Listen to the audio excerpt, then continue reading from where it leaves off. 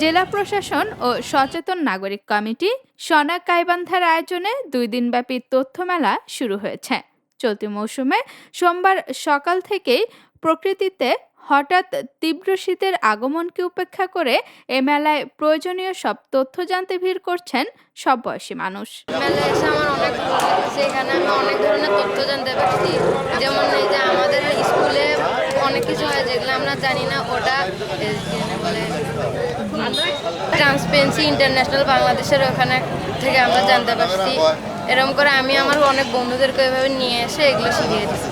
অনেক স্টল আছে, স্টলে হচ্ছে অনেক আমাদের জানা আছে, বেশিরভাগ কিছু জানাও আছে, সেটা জানতে পারছি।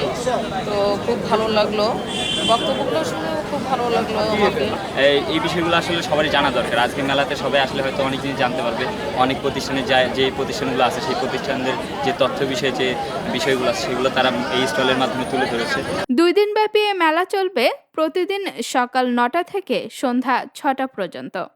এবার মেলায় সরকারি বেসরকারি 43টি স্টল রয়েছে, যেখানে মিলছে ভূমি, স্বাস্থ্য, শিক্ষা, আইন, শিশু অধিকার সহ সব ধরনের জরুরি সেবা পেতে করণীয় বিষয়ক সব ধরনের তথ্য প্রক্রিয়া।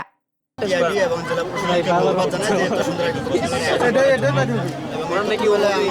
প্রতিযোগিতা আপনি কখনো দিয়েছিলেন? আপনি দিয়েছেন? পিএস গ্রুপ হচ্ছে জনগণকে যে তথ্য অধিকার আইন 2009, সেই আইনটি হচ্ছে কিভাবে প্রয়োগ করতে হয়, কিভাবে তথ্য আবেদন করতে হয়, সেই প্রক্রিয়া সম্পর্কে হচ্ছে সাধারণ মানুষকে সচেতন করছে, তাদেরকে হাতে কলমে সেটি শেখাচ্ছে। শুনানিতে আপনি মূল কাগজ সহ এসেছিলেন, স্যারের সঙ্গে এসে দেখা করে যদি স্যার আপনার কাগজের স্বচ্ছতা পায় তবে অনুমোদন করে দেবেন। ইনোভেটিভ একটা আইডিয়া নিয়ে আসছি আমাদের হচ্ছে নিরাপদ ব্যবস্থাপনার টয়লেট। এই নিরাপদ ব্যবস্থাপনায় টয়লেট 4 ধরনের। এ উপলক্ষে আয়োজিত আলোচনা অনুষ্ঠানে বিশেষ অতিথির বক্তব্যে দুর্নীতি দমনের সর্বপ্রথম তথ্য জানার উপর গুরুত্ব আরোপ করেন বক্তারা। কারণ দুর্নীতি এমন পর্যায়ে চলে গেছে আমাদের সমাজে যে আমরা দমন করে এই দুর্নীতিকে শেষ করতে পারছি না। এজন্য কমিশন মনে করে যে আজকে যদি আমরা ছাত্রদের এই দুর্নীতির বিরুদ্ধে স্বেচ্ছা করতে পারি, তাহলে আগামীতে আমরা এই দেশকে দুর্নীতিমুক্ত দেশে পরিণত করতে পারবো।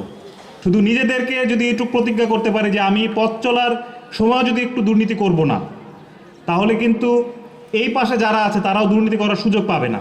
আমি তরুণ সমাজের প্রতি, শিক্ষার্থীদের প্রতি উদাত্ত আহ্বান জানাই যে নৈতিকতা শিক্ষা, ধর্মীয় শিক্ষা, এটি একটি বড় শিক্ষা। এটি ছাড়া আসলে আমাদের দুর্নীতি প্রতিরোধ করা খুব সহজে সম্ভব হবে না।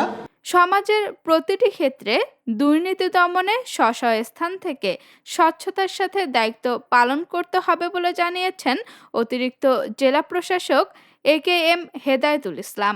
আমরা যেখানে দায়িত্ব পালন করছি